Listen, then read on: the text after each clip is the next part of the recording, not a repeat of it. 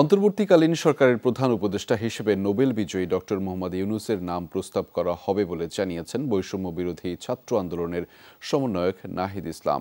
সামাজিক যোগাযোগ মাধ্যমে পোস্ট করা একটি ভিডিওতে এই কথা জানিয়েছেন তিনি।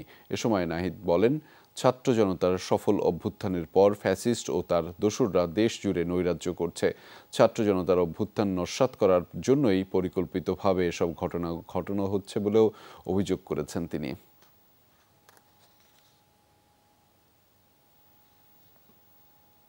আমরা সিদ্ধান্ত নিয়েছি যে সর্বজন গ্রহণযোগ্য আন্তর্জাতিক খ্যাতিসম্পন্ন নোবেল পুরস্কার বিজয়ী ডক্টর মোহাম্মদ ইউনূসকে প্রধান উপদেষ্টা করে অন্তর্বর্তীকালীন সরকার গঠন করা হবে এবং ডক্টর মোহাম্মদ ইউনূসের সাথেও আমাদের কথা হয়েছে।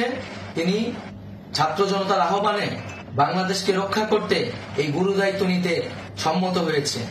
আমরা সকালের মধ্যেই আমরা এই সরকার গঠনের প্রক্রিয়া দেখতে চাই।